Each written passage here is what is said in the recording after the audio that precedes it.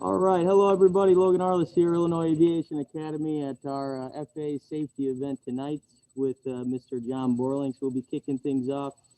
Thank you guys for joining us, everyone who wasn't able to make it out, and you're in for a treat. So we'll get started here. Cadet, you guys ready?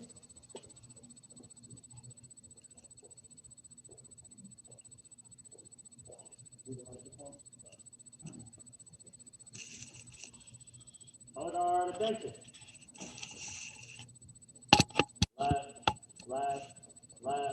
Left. Hold our forward march.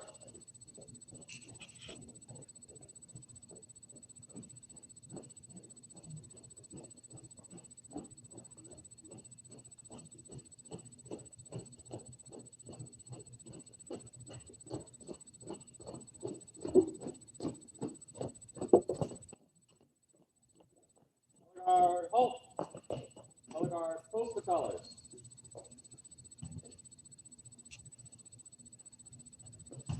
Please join me in the Pledge of Allegiance.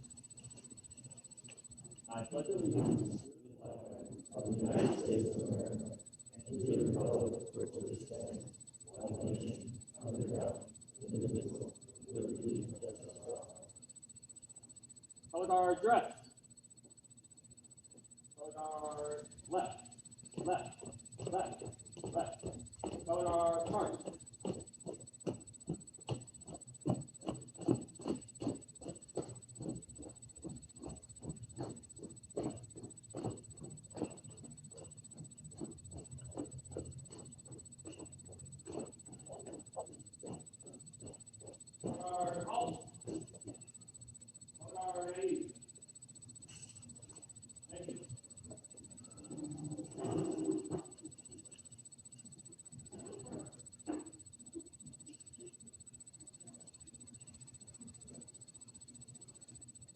You want a microphone? All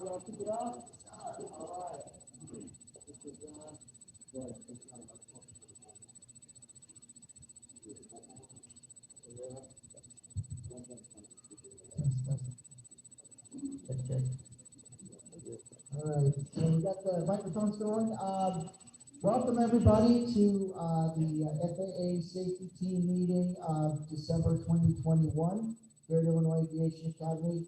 And I guess we've got to stand somewhere in this general facility on TV as well. Anyway, want to thank everybody for attending. I'm really excited tonight. We have a very special guest. I got to watch or meet Mr. Borland a number of years ago. He introduced me to my son and my wife. And our hockey player that we had staying with us from Canada at the time was very moved by his presentation and talked to his family quite a bit about his meeting. So I'm really excited about tonight. A few things that I want to just highlight, those of you that are part of Illinois Aviation or not part of Illinois Aviation, a little bit of history. Back in 1993, IAA was formed out of the trunk of a car. No more than a coffee table, 2 lawn chairs, and a dream of aviation. We were founded by doing ground school courses at the local community colleges in the area, Triton College, Harper College, Elgin Community College, even a little bit of COD, Oakton, McHenry, and as far away as Kishwaukee College. Over the years, we grew and picked up traffic. So once upon a time, I know the young people will never know what this is like, but we all know, all of us slightly seasoned people will know what it was like to have airborne traffic flying over our homes in Air 780 and Skip and the rest of the gang talking about traffic jams and whatnot. So that was IAA flying all those planes over Chicago for many, many years. And then in 2008, we had a formal corporate flight department kick off. We've been flying since 2008 aircraft that include small turboprops to large jets. I'm proud to say that the staff at IAA, our management team and flight instructors have literally flown all over the world in a corporate capacity, and they brought that experience back to our students, which I think is really helpful in creating the best pilots possible for the industry. We then continued on in 2016. We became a 141 flight school, private instrument, commercial, multi-engine. and we started working with a program that I'm very, very, very proud of, and that's called Tuskegee Next. That organization is designed to help underutilized young men and young women get a start in aviation and in life. And the vehicle is airplanes. And we've also started our official drone program, training program, which Mac has been pioneering. And I can honestly say it's been really neat to see the people that Mac's trained. He's worked with literally every one of those alphabet groups in our government. He's worked with them all those funny coded ones. We've worked with SWAT. We've worked with then people that just want to know how a drone works, period, like a video game. So Matt's done a great job working with all these people. And once again, it's neat to see how many people Matt touches just in the drone world every month. It's really remarkable. Then from there, we became our corporate flight department is continuing to grow. We now have full service retail maintenance now at IAA. Where's Brian? Brian and our maintenance team's in the back trying to hide. Really proud of these guys. We've been working on small airplanes and building up. We've had Rachel just come back from advanced avionics training, so we're excited about our avionics developments here coming shortly that we'll be announcing. And then Don, who's hiding underneath the table there, has been taking advanced welding classes, and we're advancing our welding capabilities. So I found out something very remarkable, that there really isn't much as far as welding old airplanes. As we all know, new airplanes, new Cessnas just like these, cost no less than $450,000. The older ones, they're just going to keep flying. So it's going to take people like Don to glue them back together via welding. So he's got a big future in that. So we're hoping that we can help everybody keep these old planes flying forever. And then last but not least, we're on the cusp of some exciting news that we're hoping to announce to everybody here shortly. One of the big things that we became once again voted by you, and we thank you, as an outstanding flight school by AOPA. And that's our membership and all the people that fly here. You voted for us, and we really are grateful for that.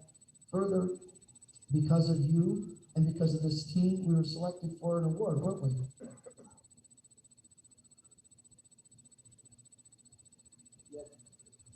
Hello, there we go. Yes, we sure were. So I'll go over some of the accomplishments in 2021. So 2021 was a big year here at the Academy. The next slide here. So Bob touched on, we were AOPA, one of the largest aviation organizations, accredited us as being a distinguished flight school, thanks to all of our students, our hardworking instructors. So that's a big award, 5 years running now, to be a distinguished flight school in the Great Lakes region.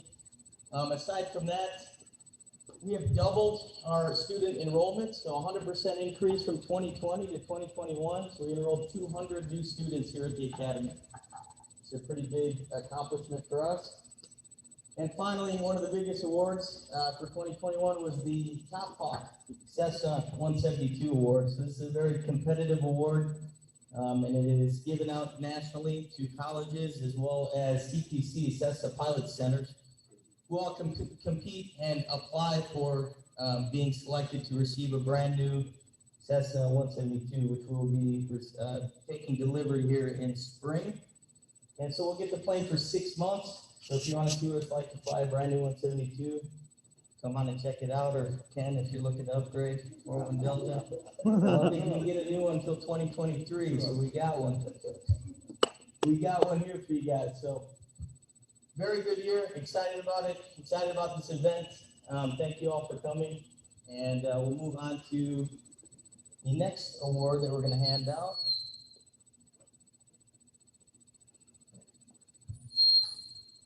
This is the Leadership Award, so Bob can take it away. Okay, so this is kind of impromptu. So there's a lot of young men and young women in this audience, and I'm also amongst airline captains, I'm amongst fighter pilots, I'm amongst people that have done amazing things in life. I always feel very privileged that I get to meet some really special people in what I do. I'm a blessed individual.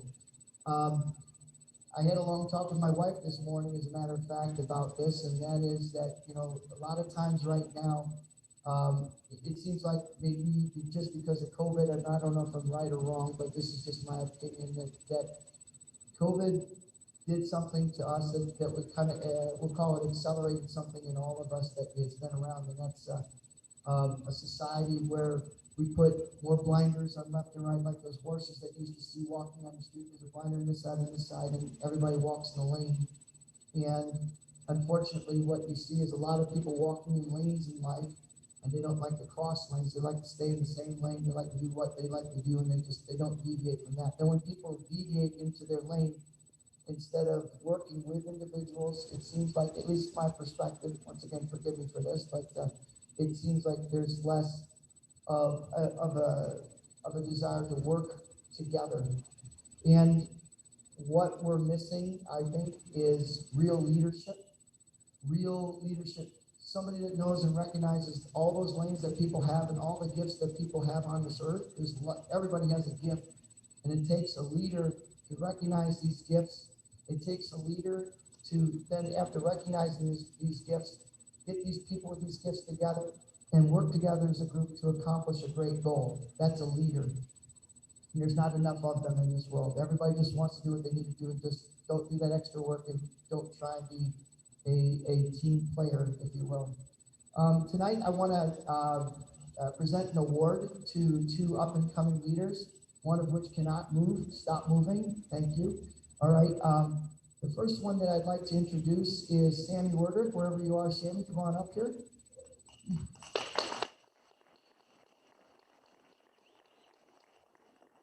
And the second one I'd like to introduce is Kirsten Johnson. Come on up here, Kirsten.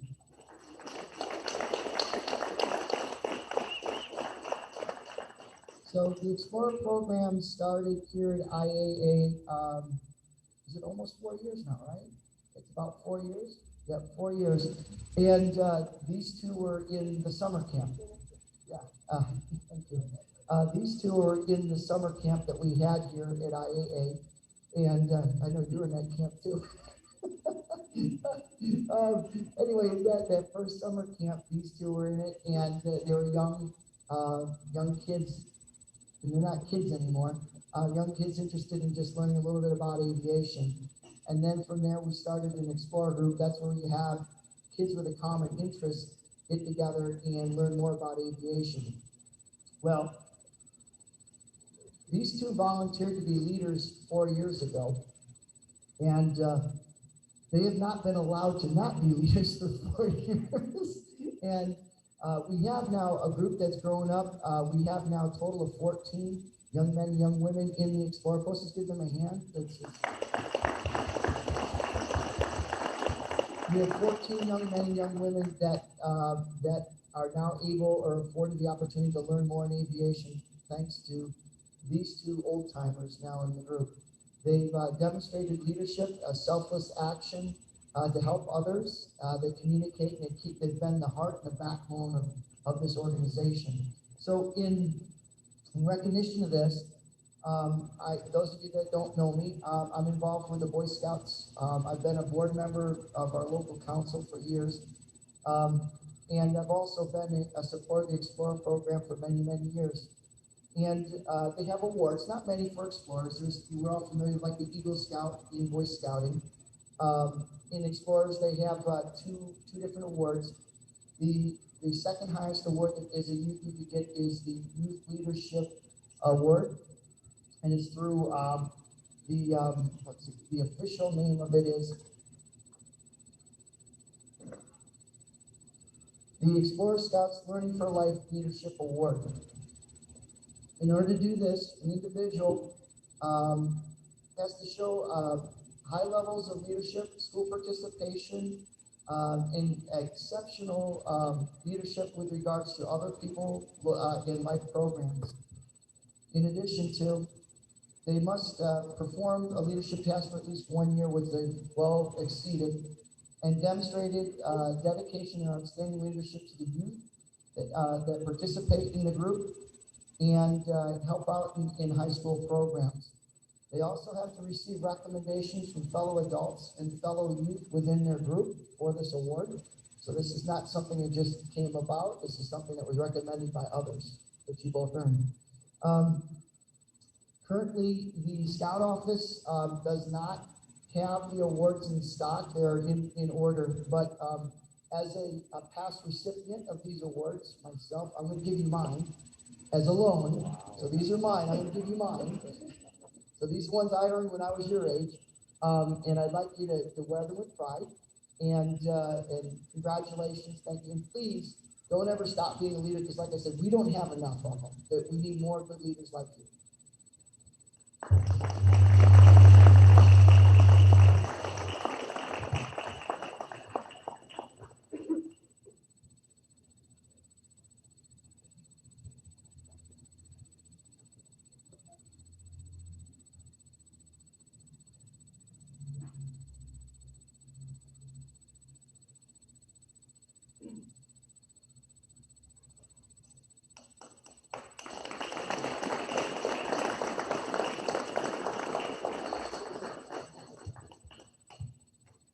All right, congratulations, you two. Next up for the man of the hour, Mr. Major General John Borland will be coming up to speak with us. First of all, I just want to say thank you, sir, for spending some time on your busy schedule here with us at the Academy, as well as for your service to this great nation. I want to give him a round of applause. General John Borland has spent an extensive career in the U.S. military, 33 years. He is an Illinois Aviation Hall of Fame inductee. He's flown just about everything the military had to offer, and has been awarded with very prestigious awards for his service to this nation. So I had a chance to meet Mr. Borland about 2 years ago when he spoke at the Flight Center. Some of us were in attendance, were also there, and truly was extraordinary. Some of the stories that he was able to share with us there, from the highest of highs to the lowest of lows. He was shot down in North Korea and was a prisoner of war for 6.5 years. During that time, he kept his sanity by passing poetry throughout the camp, which he published years later in his book, Taps on the Wall, which he has to purchase here tonight. To the highest of highs of flying the Blackbird SR-71 nearly into orbit, just about there, and everything in between. And really what I got from that is, you know, your perceptions, no event is good or bad, it's how you perceive them. And, you know, your perceptions to an event is what makes it great or makes it bad, and can really shape the rest of your life. So Mr. John Borland, if you could please come up.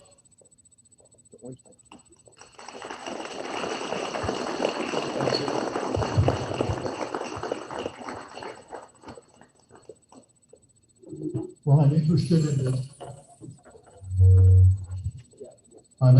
this leadership business, and you know, Sammy and Kirsten, that's how you pronounce it in Norway, Kirsten. I've got a granddaughter by that name. We're with you guys tonight, and I said, look, they said some nice words about you. People are mildly anticipatory, and if you're mildly anticipatory, I take that as a good sign. All right. But I need to throw some credentials out on the table. No. I'll turn that one off.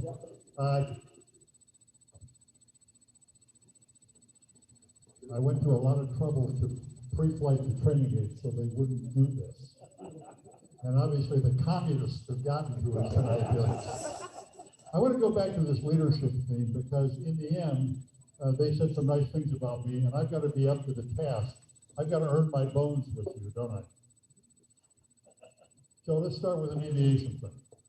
I mean, it came to me while I was sitting over there with Donna that I'm, you know, in deep and serious trouble if I can't put something out on the table that immediately ingratiates me to you. Well, maybe I don't want to be ingratiated with you. Well, maybe you, that's better, all right.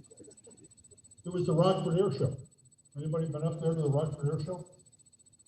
I was the first chairman that brought it back. You know, we had the Thunderbirds and we had all the good stuff.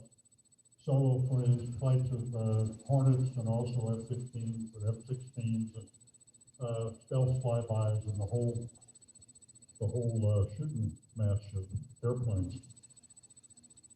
And I was feeling pretty good. I was running around in that orange flying suit, and finally on the second day, the guys who ran the airport trusted me enough to give me a golf cart so I could cover greater terrain. And you know, there's a couple of 100,000 people there each day. So I'm out waving my hand and seeing the guys. And there's one thing that you get at every air show, and you all know that. And that's it. You get a line of porta potties that goes from here to that wall down there. And you need every last one of them. So I'm driving by that line of porta potties, and a guy pops up. And he says, hey, you're Borland. I said, well, I am, sir. He said, you're the general. Thank you very much. He said, you're the chairman of this show. I said, I am that. He said, there's no toilet paper in there. Well, I put the pedal to the metal, you know, and I got out of there in a hurry and went over to the forward supply point and got a whole bunch of rolls of toilet tissue and went back. And this is the learning moment now, because for those of you that haven't had this experience, you know, if you go into a porta potty and you try to change the toilet tissue out, you find out there's a little lock on the bar so that you can't steal. You can't steal toilet paper. And so I stacked it up artistically, you know, as my wife taught me how to do, and walked out. And under the wing of an airplane over there, there's that guy. He's giving me the big thumbs up. I submit that as a palpable leadership moment that qualifies me to talk with you this evening. Is that fair?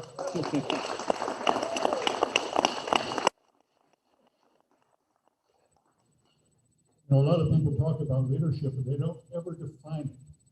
So if you remember nothing else from tonight, remember this. There's a guy by the name of John Gardner. He was my fourth grade mentor. He was the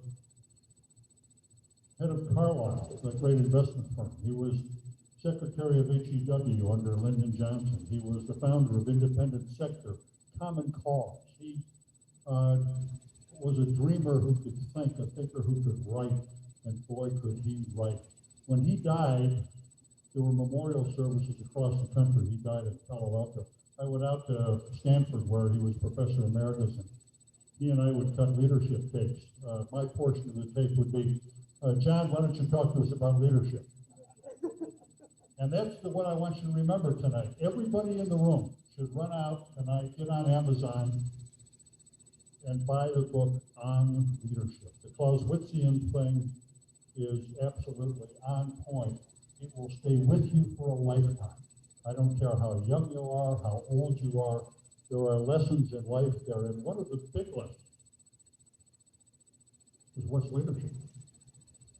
Bob talked about it and recognized it tonight, again with Sammy and Kirsten and others. And I think the whole history of the Illinois Aviation Academy as a lesson in leadership. But John Gardner, I think, nailed it. And he said in the end, he said, leadership is a process of example and persuasion, whereby the leader or the leadership group agree to pursue common objectives and goals. So I think you got pretty close to it, Bob, in your comments tonight. But so many people talk about it, and maybe you recognize it when you see it, kind of thing. But in the end, it is a process. And a lot of people think, if you're a senior official or officer, you can just, say jump, and it doesn't work that way. Now, if you're flying with me, on the other hand, and we've got some guys who know what's coming next, and I say eject, and you say what? You're talking to yourself, but other than that, I almost started this thing out tonight with an Elizabethan sonnet, knowing how, unless you're a Petrarchan sonnet guy, I thought you looked like you favored Elizabethan sonnet. So maybe I'll inject that now. In fact, it comes from that book I wrote in my mind well, I was a POW in North Vietnam, not North Korea. I flew out of Yuban, Thailand, and had about 97 missions, of actually 112 by actual count, but my paperwork for volunteering for another 100 missions hadn't come through, and if you flew your 100th mission, they literally grounded you, because it was kind of a milestone to think about. But Robin Oles, if that name means anything to anybody who was coming into command of the wing, while I had great respect for Joe Wilson, our wing commander, I really wanted to fly with Robin. So I volunteered. I called my wife. We had orders to England, to Bentwaters, and I said, hey, it wasn't easy in those days. You had to put a Mars call. Some of you guys know how that works or remember that. You had to book it a week or more in advance, and I told her, hey, I think I'm going to stay for another 100 missions. And she said, okay. So I stayed for a few more because I got smoked on my 97th mission. But I'm meandering a bit on subject matter here because I got so many charges from so many of you beforehand about what you really wanted me to talk about that I was going to have trouble, frankly, finding the language. We'll get back to the Elizabethan sonnet in a minute, if you remind me. If not, who knows where the hell it's going to go. So it's this commanding of the language, and I want to do something first. How many military guys we got in the crowd? All right, Air Force guys, Army, Marines. Good. I do not have to speak slowly and distinctly. I can keep going here. We got some Navy troops here. All right, great. Thanks very much for your service. But there's a difference when you talk about how people in the services speak to one another. Simple things. We were talking about it beforehand, George, about securing the building.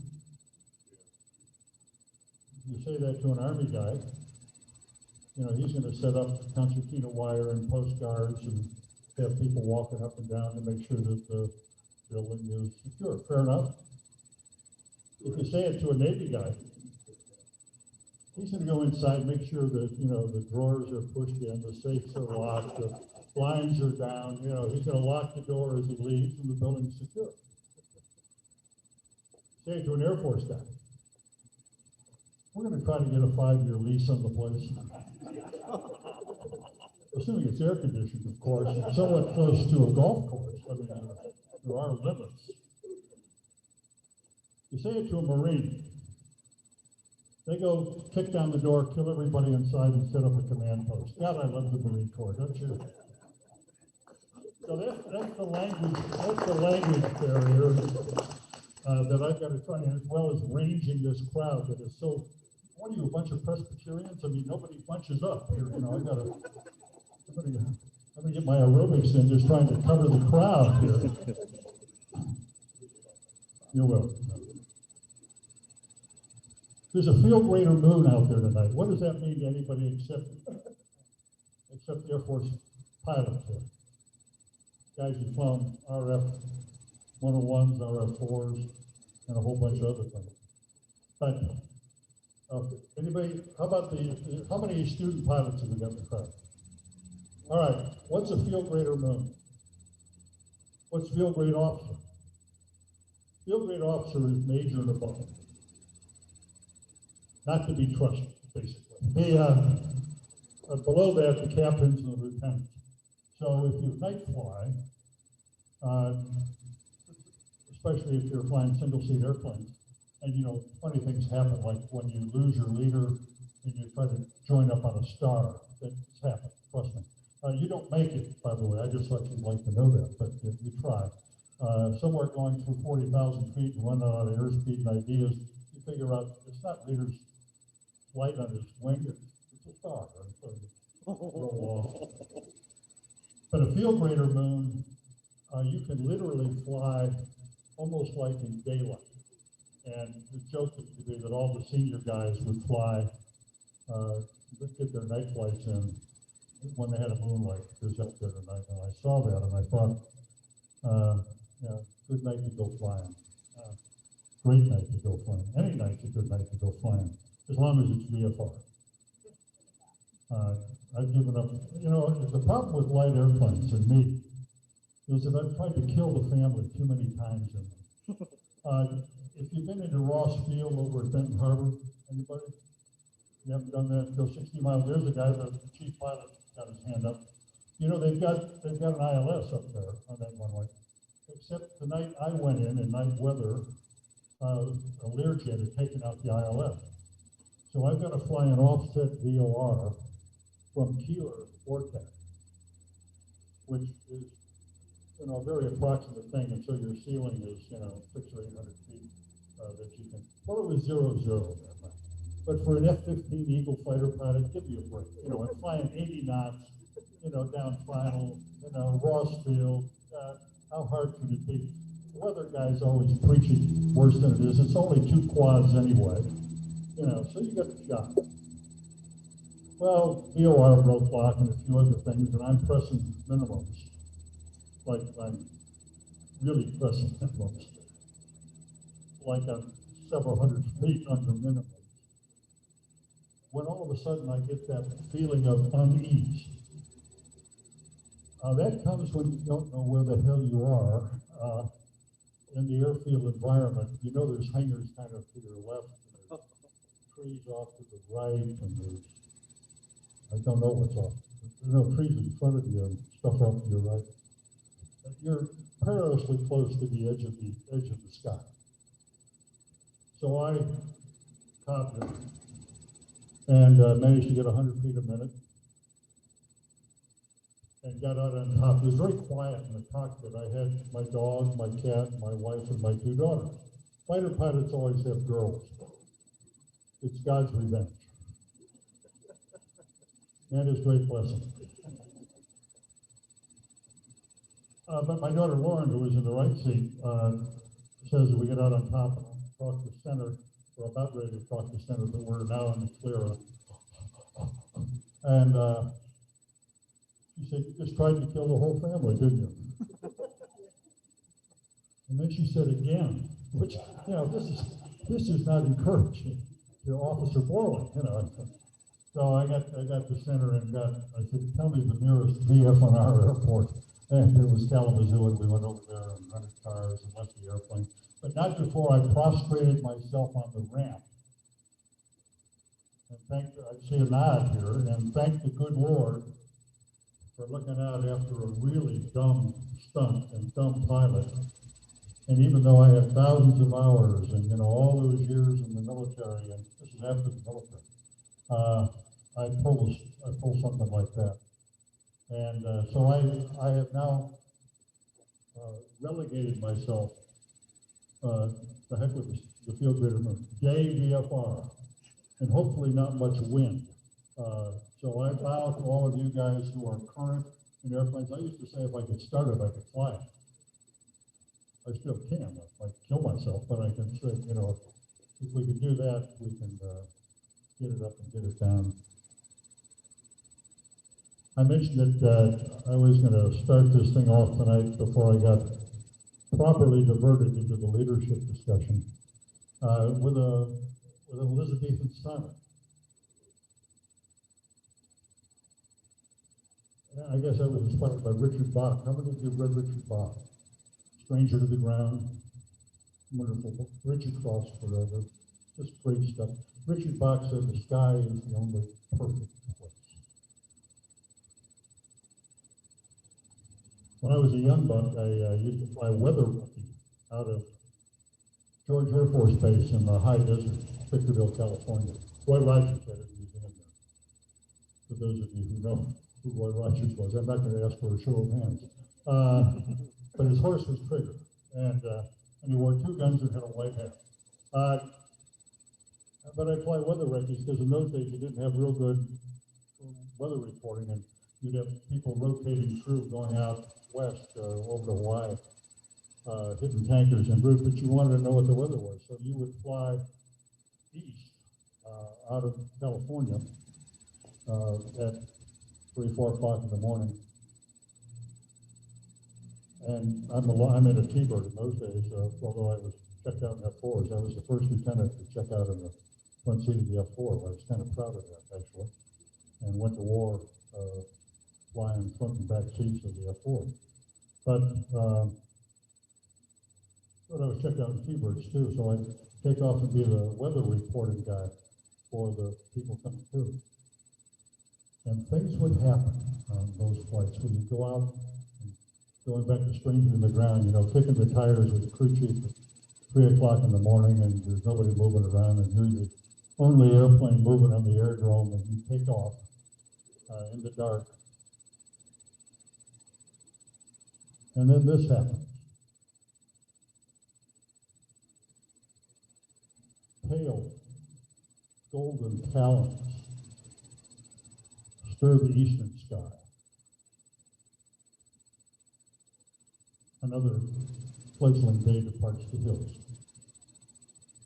It takes the air as thermal falcons fly, cascading light, while carefree first flight thrills.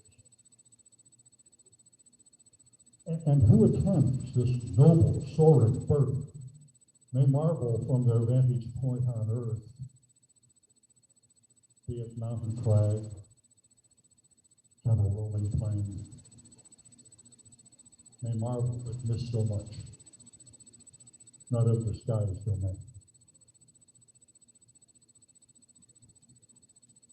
But I'm not of the earth. At altitude, I greet the infant day with engine song.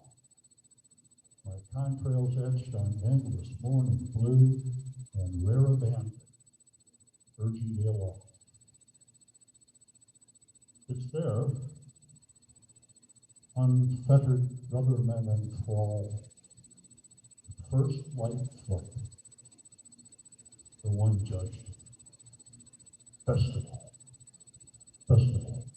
And I would fly out in those morning flights, going over the canyon, pointed to the city. And as the dawn started to break, I would vary altitude and have 5, 7, 10, a dozen dawns in the space of a single flight. I still get that operatic chill because of that. So for those of you who are just cranking up in the business,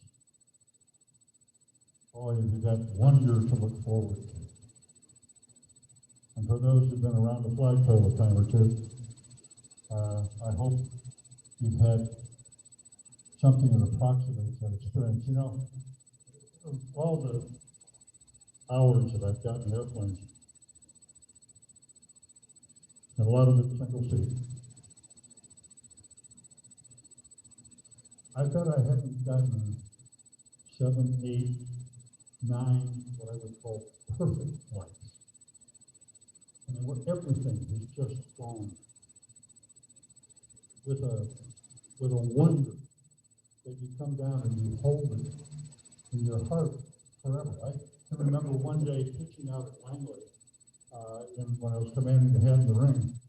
The Hat in the Ring is the 94th Fighter Squadron, the Rickenbacker Squadron from World War I, and high honor to be in the Hat in the Ring. And we've got a family member here whose grandfather was killed in North Africa flying P-38s in the Hat in the Ring. And the family still feels an association with that over the years, and I respect that. But I can remember pitching out. I lived out in the coasting, a little nothing town that's now grown up, and I could never afford to live there now. But and I'd waggle my wing on the way in on an afternoon flight, so they know I'm coming home and get dinner and all that stuff. But I pitched out, and it was a glorious autumn day, and the color it was a palette of autumn color.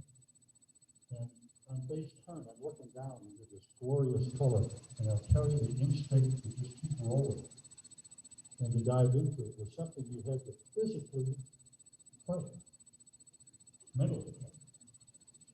Pay attention, you know, you get killed on base turn, so you gotta watch out.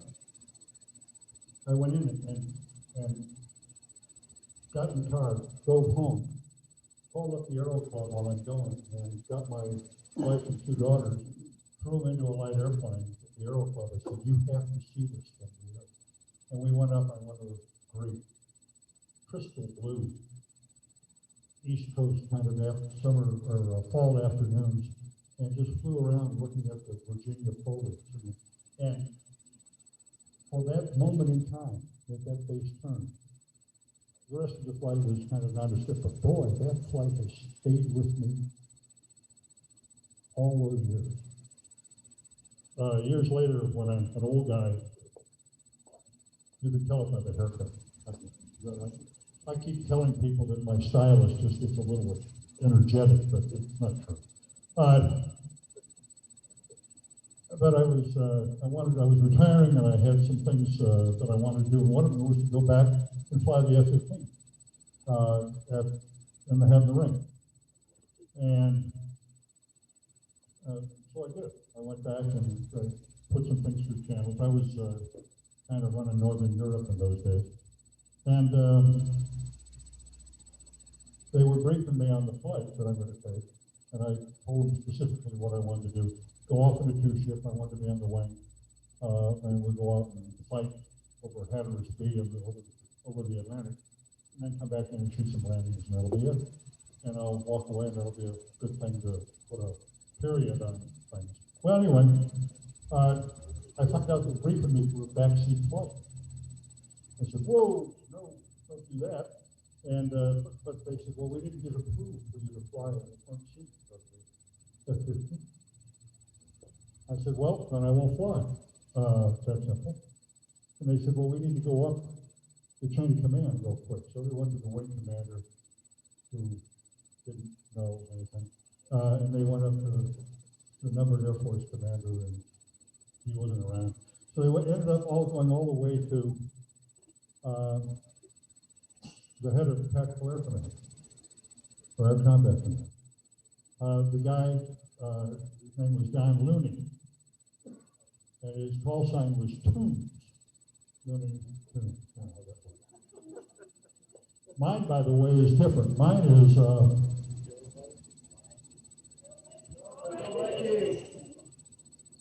they need additional instruction on how to. Now, my call sign is Viking. So, and Toons, who I've known, in fact, I checked him out of the airplane years ago. Said, "Oh, that's the Viking guy. You checked everybody out. The first 3 wings had to pass his test when we were training new guys in Langley. We should let him go fly. Put a good IP with him. That's smart. But so it's a 2-seater. And so the IP comes rolling out. Young guy.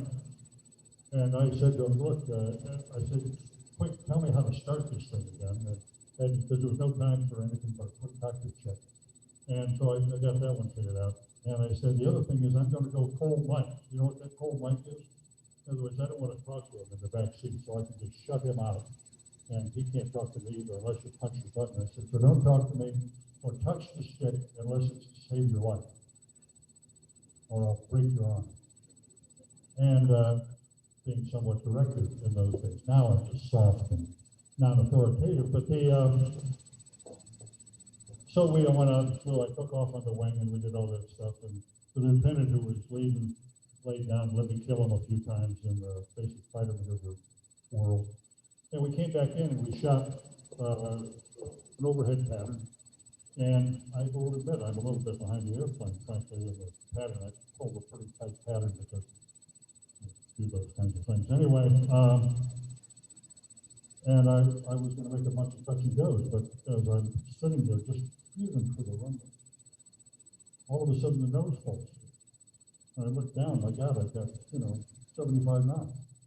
I'm on the ground, I've been on the ground. So I just punch the button and say, Vikings full stop. And pull off. Went back and took some pictures and did all that stuff. And, I'm walking away, and the IP was accosted by some of the squadron leadership. And I guess if I wanted to ever claim anything, I'll claim this. They said, he said, how was it? I wasn't supposed to hear this, I'm, down there, just before I got these things in. So but I could hear that. And they said, he said, the bike's got good hands. And for those of you who've been down around that flagpole, you know what that means. So that's another perfect flight. Well, it would be perfect if I just touched on a spot or two more, and then let the wisdom emanate from the crowd. We'll think of this as a do-it-yourself nightclub act here tonight. Is that okay? So, and then I'll try to respond properly. But I wanted to reference something in this book, and it's called the Tap Code, which is how we communicate. The book is taps on the walls. And I, again, wrote it in my mind, kept it memorized all those years. The tap is through the walls, so my wife, a little girl, she was 3 months old when I left, 7.5 when I came back. She's more like me, and the one we had after the war is more like her mom. But I knew I tapped it through the walls to guys, so there would be some legacy if I didn't make it. Well, I did make it. So, you know about the tap code, too? You know about the tap code? Either one of you?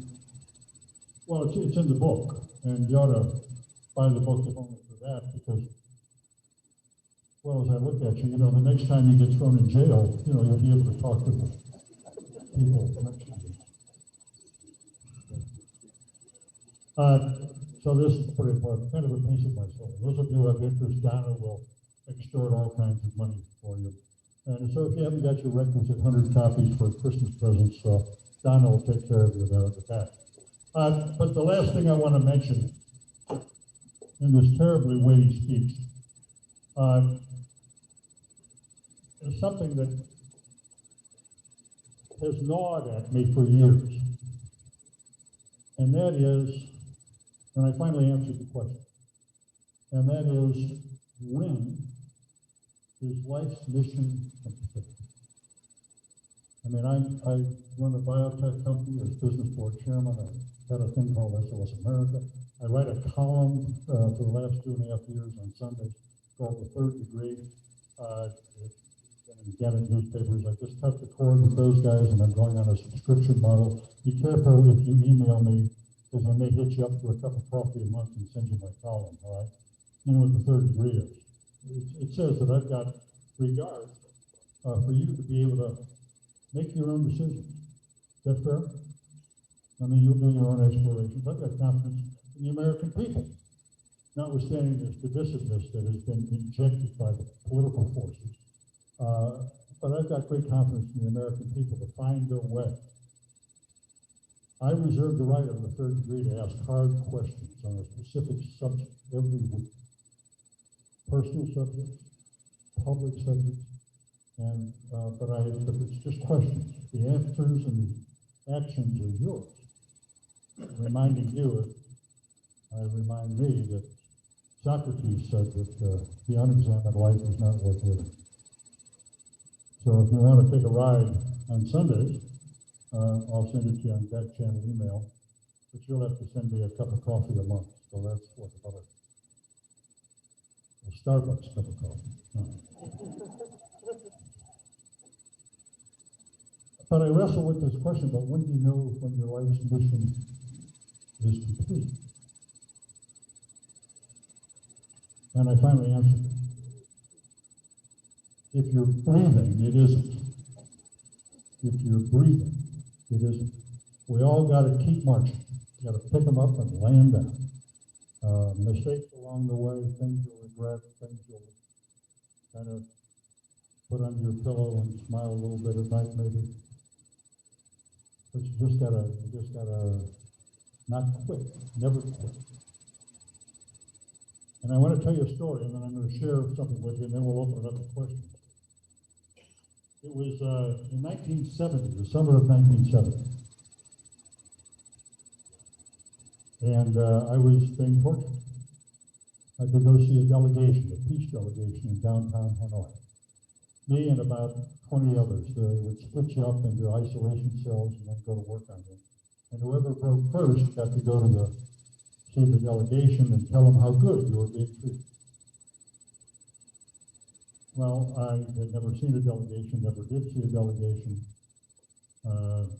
Just not because I was particularly brave, but maybe I could just last a little longer than some other guys, and they just let up on you. But they were working on me in this room this summer of 1970, and I managed to get loose a little bit from the ropes, and I could scoot. They had us in irons and a thing called hell cuffs, constricting cuffs, cut off all circulation. But I carried a bent nail up in my gum, and was able to, there were friction locks, was able to slip the locks on the hell cuff. Just enough to let up the pain. If I'd scooted over to a desk, not so far away, in this room where they had me, and got into the desk and opened it up, and there was a drawer full of letters. I've been down for 5 years, or 4 years, I'm sorry, and I've never had a letter. Never was asked to write a letter, never got one. But this thing was full of letters, so I started going through all these letters, looking for one for me. Well, I found one from a guy down the way, 3 or 4 cells down, that I could tap through the walls and let him know, so I opened that real fast. It was from his wife, telling him that she was divorcing him. He got that letter. I've never mentioned his name. I never mentioned that to him. But about this time, they come through the door, they see me, and they go crazy. They got all these letters. They rip them out of my hand. And the last thing they do is they rip an envelope out of my hand. And there's a stamp on that envelope.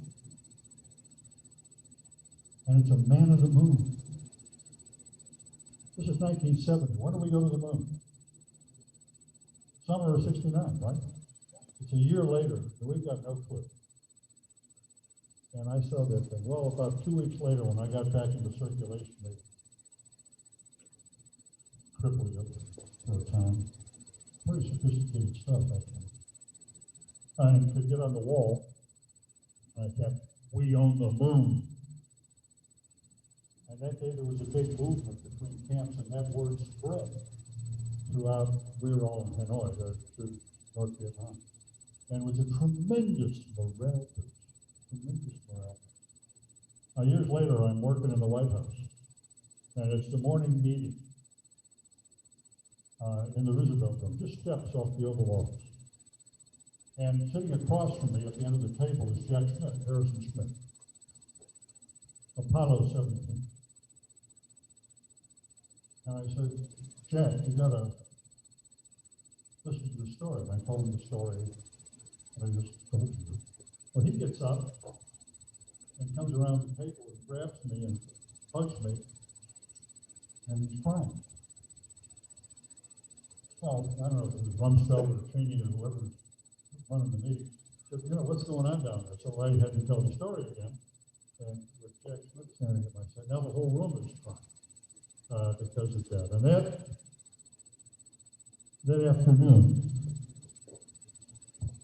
afternoon in my office, Jack Schmidt sent me this. I'll have it over at the table so you can see it. It's a picture of him on the moon with the American flag, with an earth flag coming up over his shoulder. And now, in faded scripture at the bottom, this wonderful thing I keep close and I'll share with you tonight. The word, glad we could help. Glad we could help. And if there be a charge this Christmas season, if there be a message this Christmas season, other than the on leadership book, it's a better God. In the face of all the challenges, in the face of all the problems, in the face of all the impediments that will be put in your way, you got to keep trying to help. And it will come in different forms, come in different ways. It's not a handout, often it's a hand up, sometimes it's a hand down. But as you go on through your flight in life. And those of us who've been flying it for a while understand, again, going back, that it doesn't stop. There is a mission, and that mission is to aid family, aid community, aid country. That's what I'm going to be with you tonight.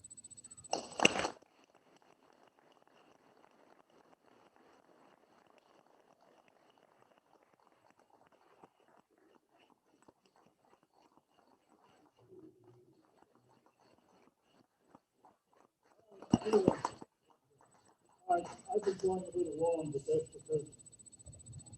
because I'm long-winded. So if you want to go to the bathroom or get a cup of coffee, go ahead and do that.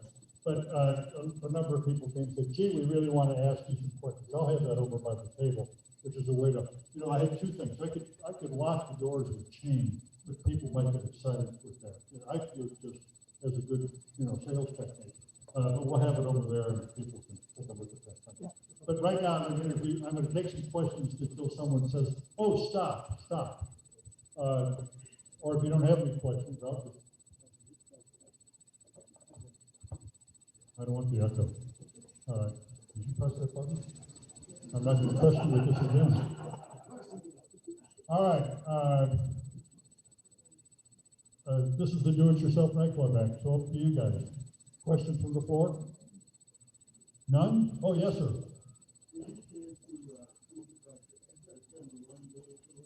Yeah, sure. Talking about the Blackbird. You'll notice the word is I piloted it. I was never operational in the SR-71. I was the head of SAC operations. And the Air Force had made the decision to do away with the SR. When I was flying F-4s as Lieutenant George, I got arrested because we did a big roll around the YF-12A in 1965. And there's a long story about how we got that Edwards corridor flying down the boundary lines illegal. But we were out of gas and we couldn't come out of Death Valley. In the old days, you could fly Death Valley and you could fly it to where you'd go into it and then watch your altimeter go below zero and wind down.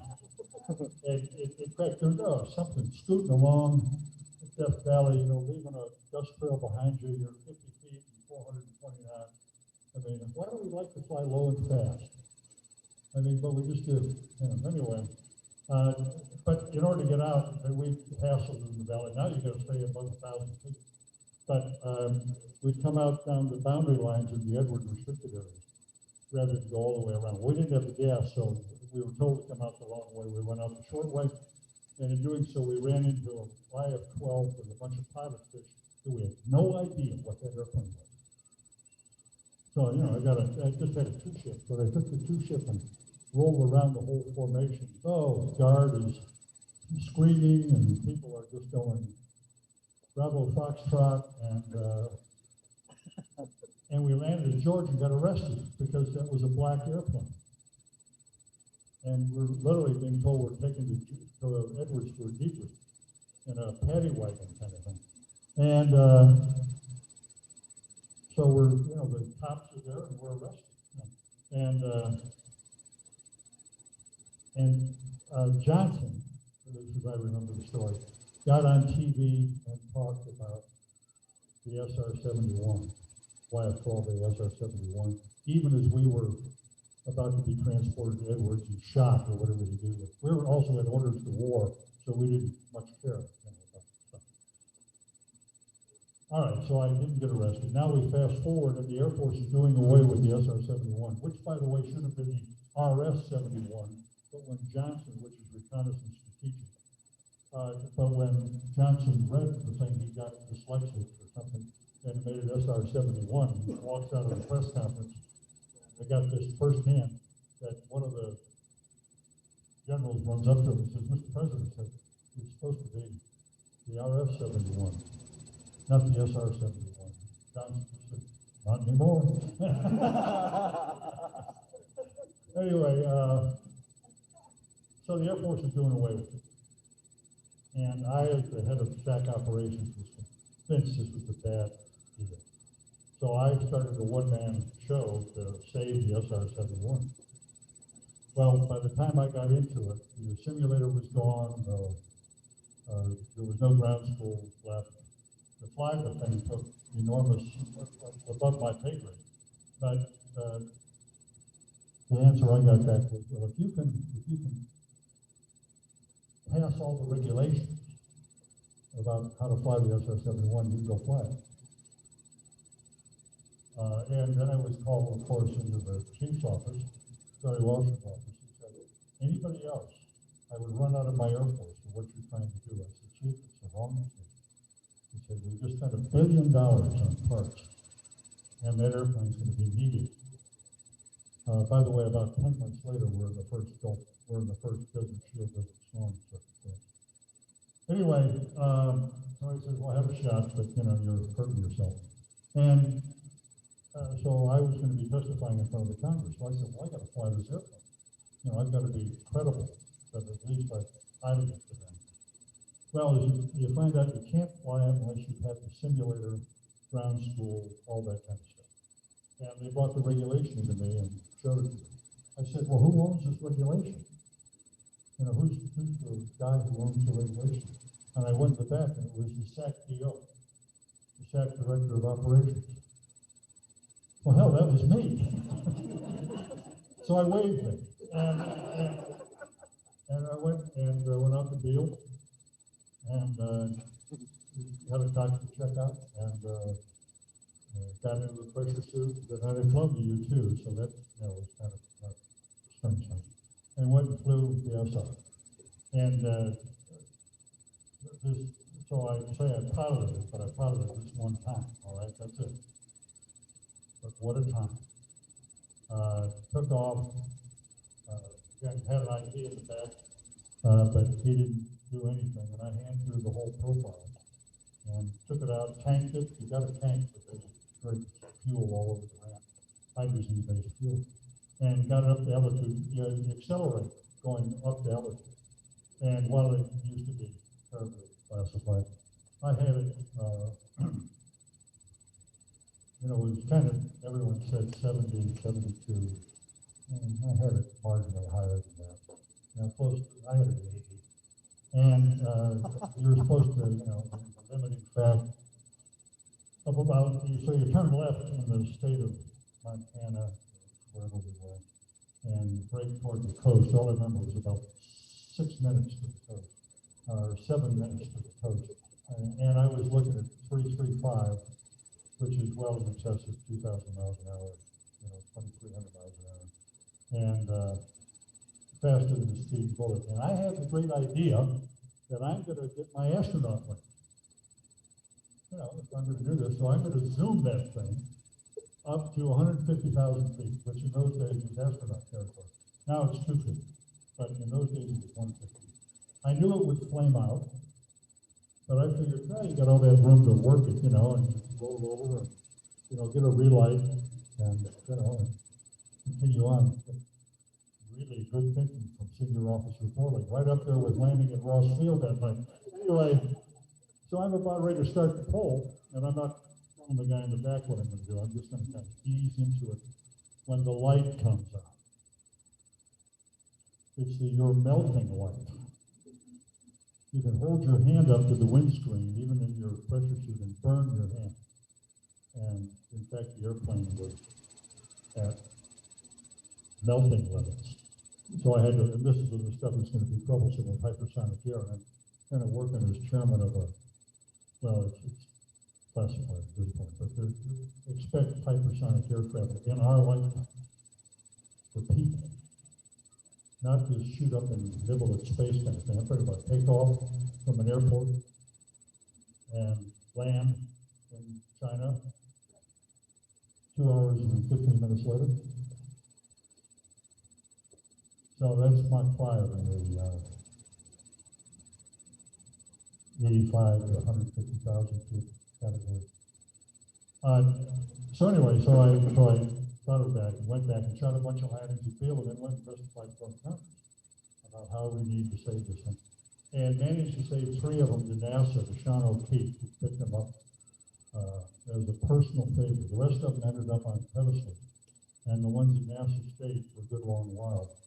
And then, of course, the war came, and I wanted to bring them all back, and didn't make it. So my operational, although I had operational domain over them, I mean, in terms of testing, it was the only airplane that never killed a crew in operational activity. We killed some in test, but we didn't kill any in operational thing. And we put them on the edge of the envelope all the time. So great respect for those guys. Close enough? I wish I could give you that, you know, I was at 30,000 or 80,000 feet story all the time, but I wasn't. So you gotta beware the bullfrogs. These are the guys that hang out at the bar and tell tales from yesterday, some of which even border on the truth. But this one borders on, this is what I just said. All right, what else we got? Nobody? Yes, sir. Two things. First, I hope your oldest daughter's got more hair than you do. By a long shot. Yeah, I've been trying to get her. You ever try to tell your daughter to cut her hair? You ever try to tell a woman to cut her hair? You know, especially if she's a close member of the family. This is rule one, pissing against prevailing headwinds. I will tell you. All right. The second question is, how do you maintain your sanity into the 6.5 years of the OW? Well, I'm asked that often on elevators when people get off and say, you know, deranged man rides with me to the 80th floor. I prefer the term disturbed. It's all attitude. You gotta not be beaten down by stuff. You can have some really low points, but you gotta, in large measure, that book saved my life because that was a heck of an exercise to create that stuff and then keep it there and pass it through the walls. But taking care of your buddy, you know. It wasn't so much, the sanity aspect was the hard part. The months and years would tend to run by quickly. The days came hard. The days came hard. But you leaned on the guy next door. You're in isolation or semi-isolation for years. So you leaned on, and if you got caught, you got hammered, but you kept the chain of command. And the trick wasn't so much about survival. That was important. Survival was honor. Not everything. We wanted you to be proud of us. That's all. We're not a bunch of wussies. We're a bunch of fighter pilots, by God. And we wanted you to be proud of us. You know, it was bad enough to be shot down. I mean, I got taken out by ground fire well north of Hanoi, and got out of the jet. You know, when you eject, you stream, you get a pop, and then you get the swing. In my case, I got the pop and hit. That's how close it was. And I hit on a hill and rolled down a furrowed hill with junk on either side. You know, trees over there, and cars and stuff over here. Roll down this furrowed hill and roll up at the bottom with a broken back, and everything's sprained and beat up. You know, you go bouncing down a hill at a couple 100 miles an hour, and you know you're going to take a little beating. And they were all around because we were north of Hanoi. There was no rescue available, and so I managed to get into a log. I'd never fallen into that log in my right mind. With all the creepy crawly stuff, I got into the log and they were shooting, passed by, and I managed to ring the phone back to headquarters and say, "Would you please come get me?" But nobody answered the phone. So anyway, that's not part of the story. I got onto the road with my 6-gun, and I determined that I would hijack a truck and have them take me to the coast. It's only 10 minutes and 43 seconds. Well, that's at 4:20, but you know, that was kind of, you know, so I get the truck stopped.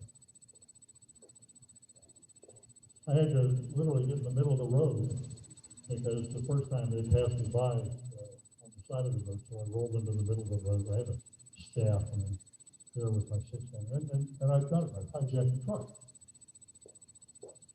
It's full of North Vietnamese regular troops. this is a management decision I reviewed a time or two.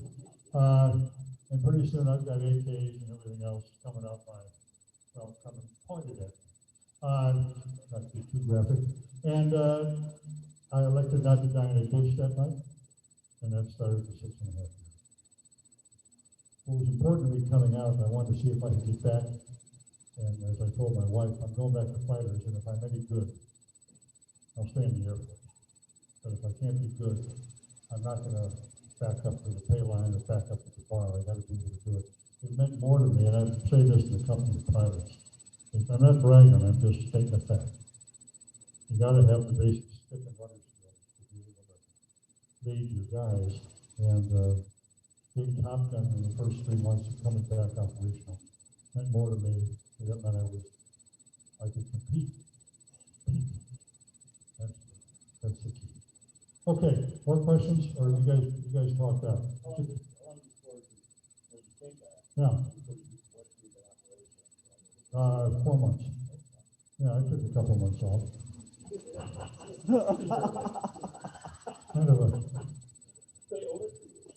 well, that's a leave you use. So anyway, that's 4 months. I went back to George. You know. My wife, we had another daughter a year after I came back. And she won't go back to California with me for that very reason. She's afraid she'll get pregnant. And you're laughing at her capabilities or mine. That's another story for another time. Are we done here, or do you guys want to keep going? I'll tell you what. It's 8:50, and many of you are well past your bedtime. And I've got to be at the disco here in 45 minutes anyway. And the one I trust is going to go to the disco with me. On second thought, she's thought better of it. I can see it in her eyes. I wouldn't know what to do with you if I took you to a disco anyway. I've never been to a damn disco, but I have been to hangars, and I have been around people who love the air and around people who are invested in it and will continue to be invested in it. I salute you and all the folks at IAA here and wish you the best, a special great Christmas. Just a lot of Christmases, so it's a good time to us. And let's march forward together and make it a year of promise in 2022. What do you say? All right?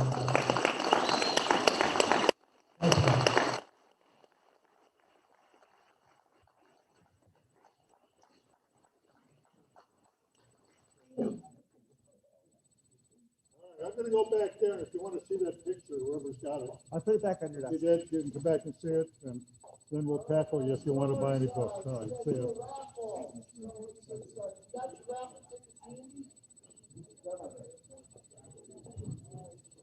Okay, explorers, raffle time. You run it. Hunter's gonna run it. Okay, Mr. Hunter, Moneybags Hunter is going how do I to stop be it, running Logan? the raffle. So this is how it works. You get your number, call, pick something up. How? Is that hard? That simple? Anything you want to. Your Logan. show, okay?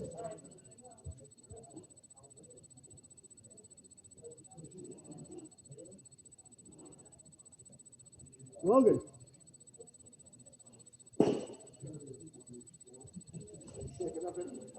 All right, first number is 313006.